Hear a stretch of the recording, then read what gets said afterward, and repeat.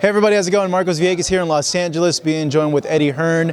Eddie, a lot of stuff I want to touch bases with you on. First off, you have a fight this Friday. Yes. I know there was some controversy with it. Well, Chavez got his license, right? Yes, more controversy than there should have been, in my opinion. And I really feel like we're going to have 10,000 there on Friday. Atmosphere is going to be unbelievable. I could have sold the whole thing. Like, I really feel like this could have been avoided with a bit of common sense.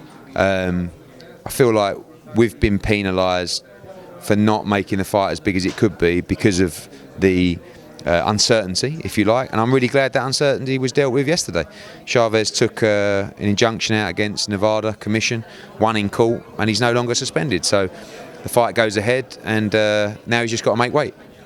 That's another big gift with you never. Yeah. He looks like he's in shape though. So. I mean, everything that I'm hearing is he's there or thereabouts already. So we'll see. But I feel a bit for him. You know, he's a bit of an enigma, Chavez Jr., where he's like hero and villain. Very difficult for him growing up. His dad is one of the biggest Mexican heroes of all time.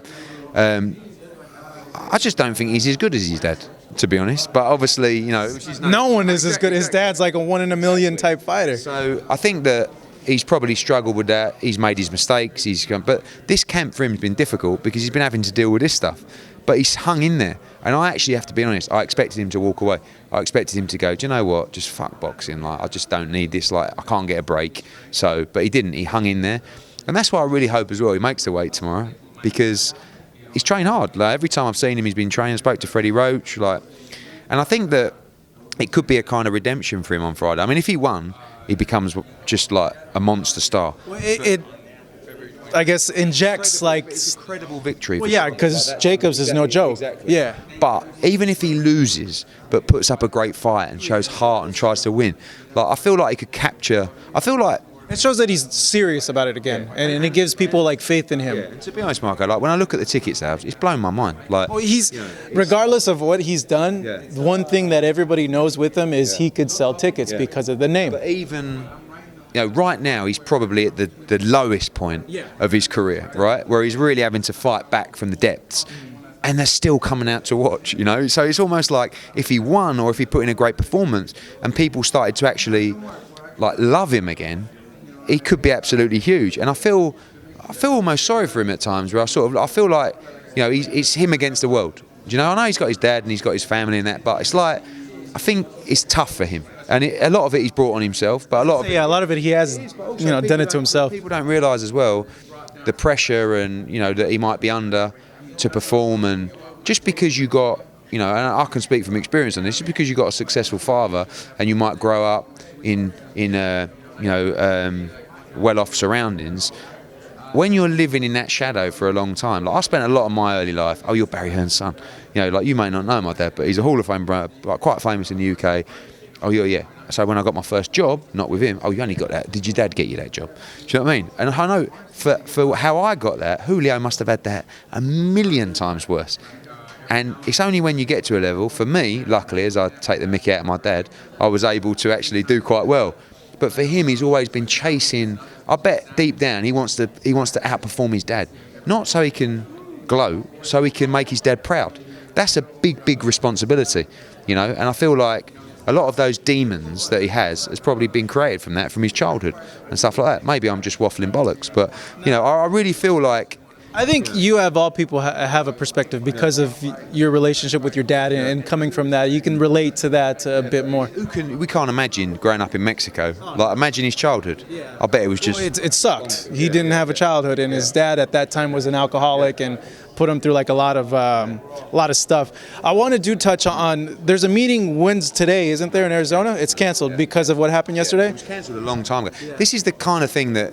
Like, I didn't have a pop at Dan Rafael, but I was like, Dan, why are you saying to people that the fight is still in doubt? This was like 3 days ago. Well, there's a meeting on Wednesday. I said, no, there's not. I said, that meeting was cancelled a long time ago because Chavez took the commission to court, right? So the meeting's cancelled. So this fight's going ahead. Even if they would have had a temporary suspension from the injunction, under the Ali Act, there's an argument that the temporary suspension is irrelevant in another state anyway. And Arizona are already always going to sanction him. He's done his drug testing. He's been through that procedure.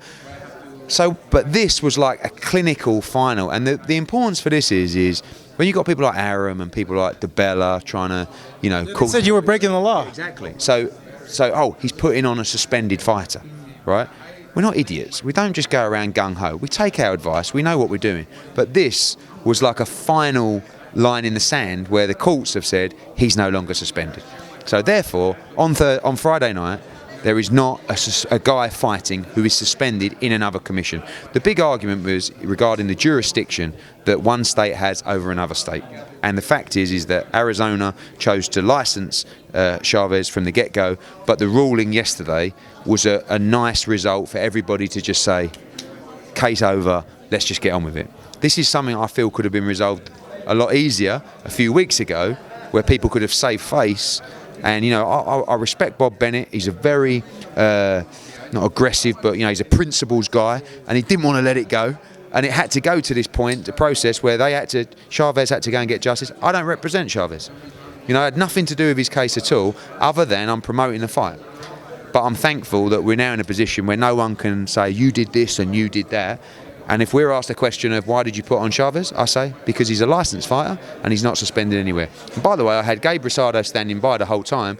If something was to happen, I made it pretty clear. I wasn't, this is what's going to happen. Gabe's going to fight. And even now, Gabe's saying, is he going to make the weight? Because I'm ready. So he's still there and he's fighting on Friday. So I'm pleased to just draw a line under the sand and let him get on with it. Let him see if he can put in a performance that might bring back some kind of glory days to his career. Okay, with that, I think the shadow still hanging over Chavez is why he went ahead and didn't take the test. Very real simple, right? Well, let me ask you this. You have no connection with Chavez. Yeah, but I know I've read the court case. Yeah, but does it make you wonder, like, hey, was he maybe doing something? Because usually an athlete comes in and that's when they cycle. It's before they start camp. I don't know the guy well enough. He's not my client. I don't really want to comment on that. What I can tell you is the reason that he didn't take a test is because he hadn't signed up to the fight, and under the jurisdiction, he was not licensed by Nevada Commission. I try to think of it like, what if that was AJ, and they came to test AJ, and AJ was like, nah, like it would have been like huge blowback, and I think even you yourself would have been like, hey, what's? Yeah, but also I'll represent that person. I would have know more about the situation, could tell you more. What I do know is this guy has failed tests before, which again don't look good for him. He's also, marijuana. He's also extremely paranoid, right? He's also, don't talk very good English either. All of a sudden, these people turn up and say, right, we're testing you. We're from Las Vegas. You're fighting in Las Vegas. And he goes, no, I'm not. And he goes, no, you are. We've heard you're going to fight. They said, well, I haven't signed anything. He had all the VADA papers that he hadn't signed at the time, right? He says, I haven't signed up to VADA yet. So who are you? Anyway, he said, look, I'm not going to do it. And that was it, right? Went to the gym. They went down there again. He said, look, I'm not doing it. 2 days later, when we signed the fight, he signed all the VADA papers. He was tested by VADA with the WBC. He was tested like a couple of days after. Maurizio actually sent someone for a random test. Arizona have run, I think, 2 or 3 tests on him as well. And this is not 2 weeks out. This is like 7-8 weeks out. So I can't give you the answers of why he didn't test, other than he wasn't required to. So, and again, this is the ruling that the court have given, not me. The court have said you didn't have to do that. So